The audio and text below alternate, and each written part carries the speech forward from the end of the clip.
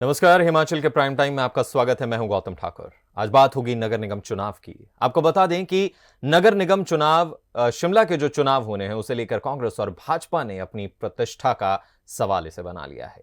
कारण यह है कि इन चुनावों के परिणाम न केवल राज्य की राजनीति पर बल्कि देश की राजनीति पर भी दूरगामी परिणाम डाल सकते हैं। प्रयास ये भी है कि कांग्रेस नगर निगम चुनाव जो शिमला के जो चुनावों के माध्यम से कर्नाटक विधानसभा का जो रास्ता है वो तलाश करें। शिमला की लोकप्रियता के महत्व से भाजपा भी अनजान नहीं है। शायद कारण यही है कि भाजपा ने भी चुनाव प्रचार अभियान में पूरी ताकत झोंक दी है। भाजपा के कहा जाए कि कबीना मंत्री अनुराग ठाकुर सहित प्रदेश के तमाम बड़े नेता राजधानी शिमला में डटे हुए हैं और हर मुमकिन कोशिश कर रहे हैं इस चुनाव को जीतने की, जनता तक अपने वादे, अपनी बातें पहुंचाने की। और ज्यादा इस चुनाव को लेकर जानकारी के लिए हमारे साथ हमारे स्थानीय संपादक विजय पुरी जी जुड़ गए हैं। नमस्कार सर। नमस्कार गौतम। सर, इतने महत्वपूर्ण चुनाव शिमला के कि ना सिर्फ राज्य बल्कि बाहर अन्य राज्यों में, अन्य चुनावों में भी इसका प्रभाव पड़ सकता है। आखिर शिमला के नगर निगम के चुनाव इतने खास क्यों हैं? देखिए गौतम, शिमला नगर निगम कोई नई नगर निगम नहीं है। जी। मैं आपको बताऊं कि ये नगर निगम अ, अंग्रेजी हुकूमत के दौरान स्थापित की गई थी हम्म। और मुंबई के बाद शिमला नगर निगम को स्थापित किया गया था। शिमला नगर निगम एकमात्र ऐसी नगर निगम थी देश की जो नगर निगम की एक लिमिटेड जनसंख्या होती है, 1 लाख से कम की आबादी पर नगर निगम स्थापित नहीं की जाती। जी। उस समय स्थापित की गई थी जब नगर निगम शिमला की जनसंख्या 20-25 हजार के करीब ही थी। हम्म। इसमें बहुत छूट दी गई थी और इसका नगर निगम शिमला का अपना एक अलग अध्याय है। इसका अपना एक हेल्थ विभाग होता था, जो अभी भी है। जी। यहाँ सभी प्रकार की चिकित्सा सुविधाएं मिलती हैं। इसके अपने स्कूल होते थे, इसकी अपनी फायर ब्रिगेड थी। यहाँ तक कि अंग्रेजी हुकूमत के दौरान इसका अपना पुलिस तंत्र भी था। तो हम्म। ऐसे में आपको मैं ये बताऊं कि ये नगर निगम बहुत अहम मानी जाती है। शिमला नगर निगम का बहुत नाम है क्योंकि अंग्रेजी हुकूमत के दौरान ये स्थापित हुई थी।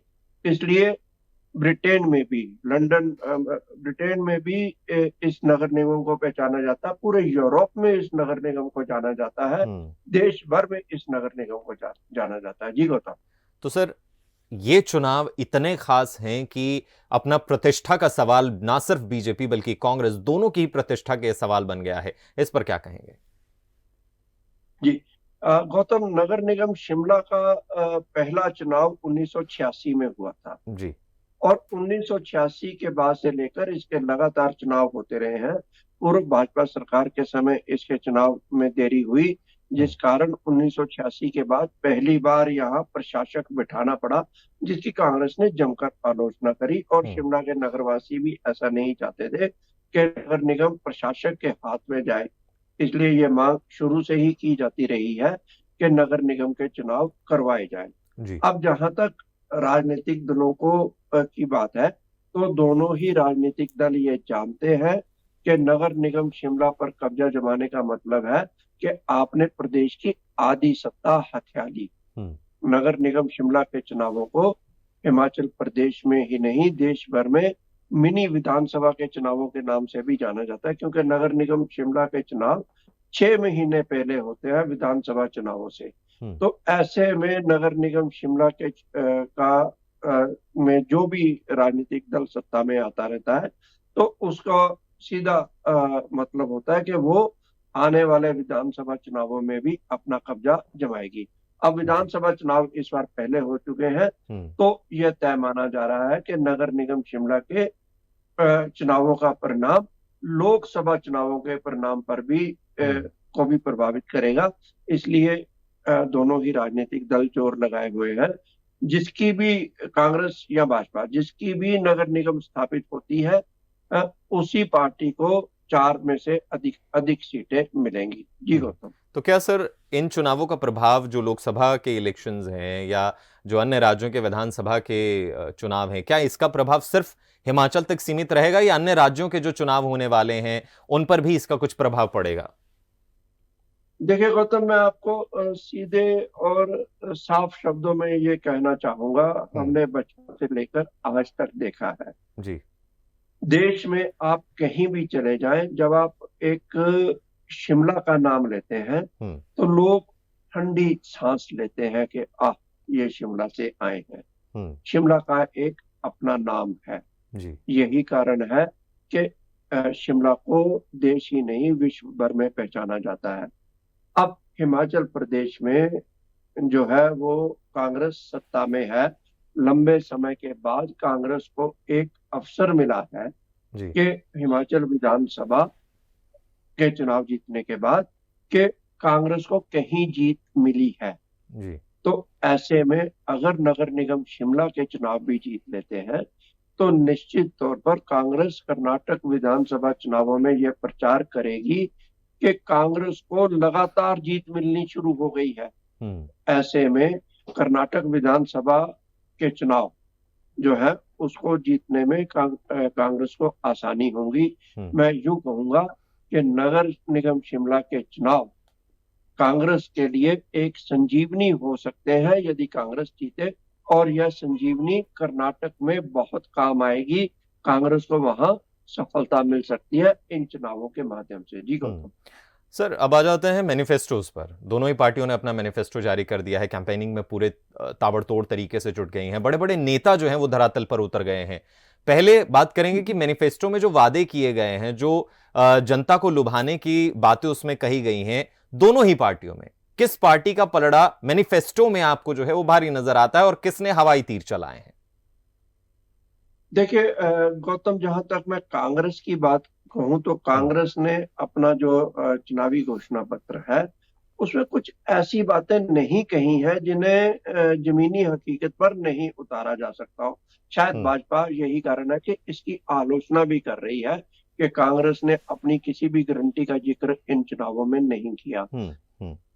कांग्रेस ने जो अ, चुनावी घोषणा पत्र दिया है उसको अगर आप पढ़े तो उससे कांग्रेस का सिर्फ ये वादा है कि शिमला को आधारभूत सुविधाएं देने का कांग्रेस हर संभव प्रयास करेगी। हम्म। इसके विपरीत भाजपा ने बहुत बड़े बड़े वादे किए हैं जो कि जनता से भाजपा ने एक तरह से यूं कहूंगा कि अब तक भाजपा जो चुनावी रेवड़ियां बांटने का विरोध करती रही है, इसके हम्म। राष्ट्रीय नेता जो चुनावी रेवड़ियां बांटने का विरोध करते रहे हैं, भाजपा ने इन चुनावों के दौरान अ, नगर निगम शिमला के चुनावों के दौरान जमकर चुनावी रेवड़ियां बांटने का प्रयास किया है। हम्म। मसलन 40,000 लीटर पानी प्रति व्यक्ति को मुफ्त देने की बात कही गई है। जी। अब आप ये देखिए कि शिमला की आबादी को अगर 40,000 लीटर पानी मुफ्त दिया जाता है हम्म। तो मैं समझता हूं कि जो जल बोर्ड है हम्म। उसका दिवालिया पिट जाएगा। हम्म। उसका सीधा कारण ये है कि जल बोर्ड को जो भी फंडिंग, जो भी पैसा आता है वो पानी से आता है। पानी पहले ही सब्सिडी पर दिया जा रहा है। जी। ऐसे में या तो व्यवसायियों पर जो कमर्शियल पानी है उसकी दरें बढ़ाई जाए तो व्यापारियों पर अत्यधिक बोझ पड़ेगा। जी। अदरवाइज जल बोर्ड जो है अपने कर्मचारियों के खर्चे उठाने में बिल्कुल नाकाम रहेगा।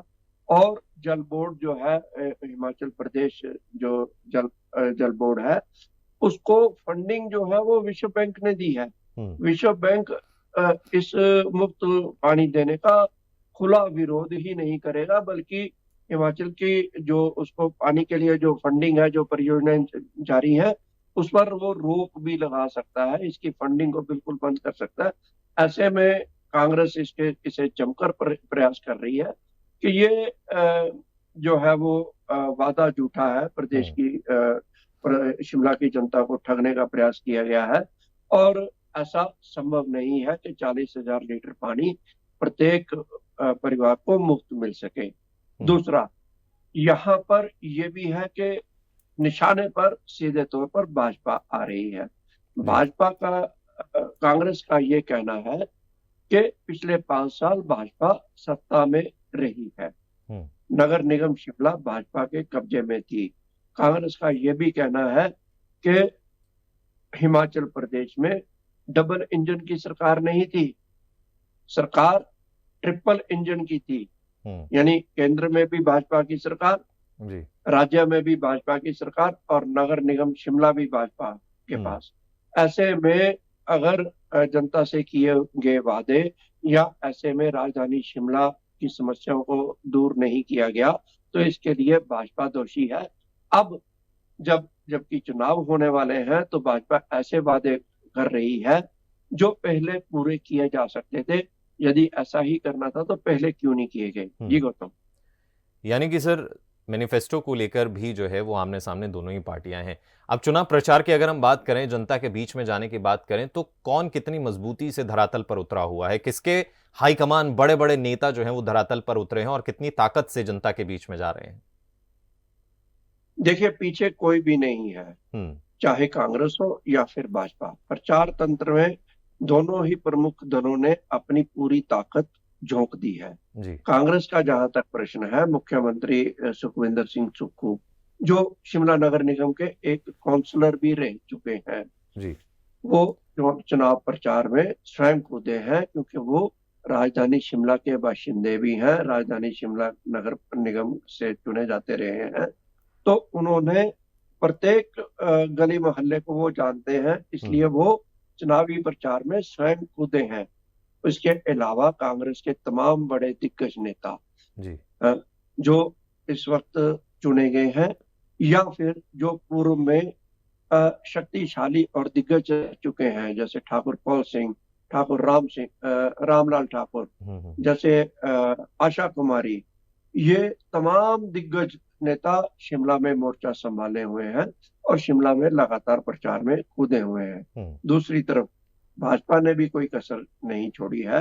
प्रदेश भाजपा अध्यक्ष डॉक्टर राजीव बिंदल स्वयं जनसभाओं को संबोधित कर रहे हैं। पूर्व मुख्यमंत्री जयराम ठाकुर स्वयं गली मोहल्ले में जाकर जनसभा को संबोधित कर रहे हैं, नुक्कड़ सभाएं कर रहे हैं। केंद्रीय मंत्री अनुराग ठाकुर स्वयं शिमला में मोर्चा संभाले हुए हैं और वो स्थान स्थान पर जाकर जनसभाओं को संबोधित कर रहे हैं। लेकिन चुनावी प्रचार का सीधा लाभ मुझे ऐसा लगता है कि कांग्रेस को मिलेगा। कारण ये कि कांग्रेस सत्ता में है, लोग ये जानते हैं कि कांग्रेस को यदि कांग्रेस की नगर निगम आती है तो फंडिंग कांग्रेस नगर निगम को ज्यादा होगी और अगर फंडिंग नगर निगम को ज्यादा होगी तो उनके क्षेत्रों का विकास संभव हो सकेगा। जी गौतम। शुक्रिया सर इन तमाम जानकारी के लिए और हमारे साथ जुड़ने के लिए। देखना यह होगा कि आखिर इन चुनावों में किसका पलड़ा कितना भारी रहेगा। हर कोई अपने मैनिफेस्टो, अपने वादों के साथ जनता के बीच में जा रहा है, लगातार अपने वादे जनता तक पहुंचा रहा है, लेकिन जनता किस पर भरोसा जताती है वो आने वाले वक्त में इन चंद दिनों में जो है वो साबित हो जाएगा और किसको नगर निगम शिमला की बागडोर थमाती है ये सामने आ जाएगा। फिलहाल के लिए हिमाचल के प्राइम टाइम में इतना ही। मुझे यानी गौतम ठाकुर को दीजिए इजाजत और हिमाचल की खास खबरों के लिए बने रहिए हिमाचल टुडे के साथ।